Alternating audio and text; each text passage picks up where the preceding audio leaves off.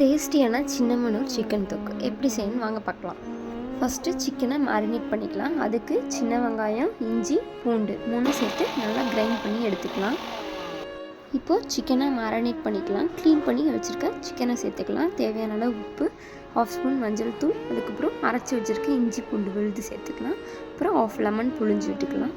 இதை மேரினேட் பண்ணி 1/2 an hour close பண்ணி வச்சிடலாம். அடுத்து தக்காளியை சுட்டு எடுத்துக்கலாம். நல்லெண்ணெய் சேர்த்துட்டு 3 தக்காளி எடுத்து பணியாரக்கல்லை வச்சு நல்லா சுட்டு எடுத்துக்கலாம்.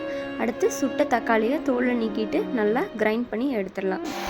இப்போ சிக்கன் தொகுக்கு ரெடி பண்ணிடலாம். கடாயை வச்சுட்டு நல்லெண்ணெய் சேர்த்துட்டு கட் பண்ணி வச்சுருக்க சின்ன வெங்காயம், பெரிய வெங்காயம் 2 சேர்த்துட்டு ஒரு வரமிளகா கிள்ளி சேர்த்துக்கலாம்.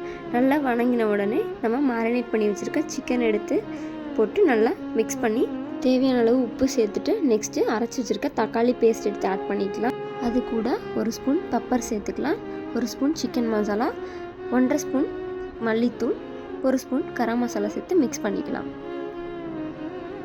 நல்லா கொதித்து சுண்டி எண்ணெய் பிரிஞ்சு வர டைமில் 1 ஸ்பூன் கீ ஆட் பண்ணி மிக்ஸ் பண்ணி விட்டுறலாம். இப்போ நம்ம சின்னமனூர் சிக்கன் தொக்கு ரெடி.